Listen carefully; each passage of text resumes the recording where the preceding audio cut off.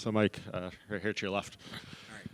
Just talk a little bit more. I mean, obviously, long time in the UFC, everything Jeff said there. How important is it to you to be acknowledged as a clean athlete? It's extremely important, not only for myself, but for the UFC as a whole, and what they've done to make sure that our athletes stay clean, our sport stays clean and fair, and it's incredible, that me at my age, I've put in the time. I haven't cut any ways. I haven't tried to cut any corners. I've done everything the right way, and I've done it my way. You're one of the few people who have been here since like pre-USADA, pre all this stuff, right? So have you seen a change in the culture, like behind the scenes? Yeah, for sure. I've definitely seen it. Before they've came in, I think a lot of guys were getting away with supplements, I'll say, things. and you could tell, you could obviously tell in the way that these guys fought and how they train. And how they looked, now when, USADA and the anti-doping program came into place, a lot of those guys got smaller, a lot of them guys weren't able to win fights, and the playing field became very even. Mm-hmm. And on to this, obviously, you're opening the card for Dustin Poirier's retirement fight. You have the win over him from way back when. Could you, have imagined this spot? What were your thoughts when they offered you the spot on this card? Yeah, the first thing I thought of was God, I hope that doesn't take attention away from Dustin. I'm pretty sure they probably won't show my highlights this week. Just to take away from him. But it's incredible to be on this card. To share Dustin's last card with him is incredible. Him and Max Holloway are both living legends of the sport, and it's going to be incredible to see his last dance. How do you think it goes? Who do you think wins? I think he stays 3-0. He's beat this guy twice already. I don't see any difference in this. But Max did have a great fight against Gaethje. So, people's retirement fights, if they announce their retirement before, it doesn't really seem to go their way.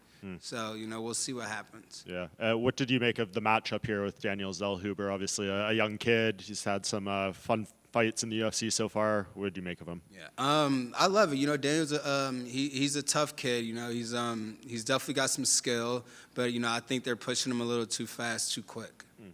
And with a win over him, where are you at in your career? What are the things you're striving for and chasing with a win here? I'm still chasing this world title. I'm gonna attract a world title at my age. I'm gonna do something incredible. And in order for me to get to the title, I have to do something incredible. I have to do something that hasn't been done before, and I'm willing to do that.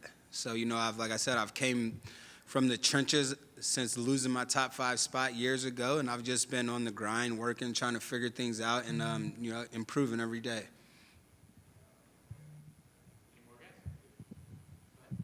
Yeah. Michael, over here, you've fought just about everybody in the lightweight division. I want to know, besides yourself, who's the hardest hitter you faced?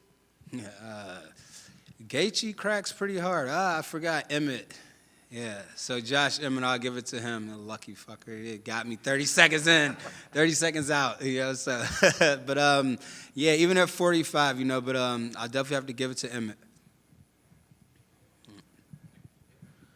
Mike, kind of just bouncing off what they were saying, you've been in the UFC for a minute, man. You fought so many dudes, man. So many dudes that we've raved about, et cetera, et cetera. Now you're fighting a young, hungry guy. He's confident. We talked to him earlier. He was saying things like, I don't want to be 39 fighting and all this stuff.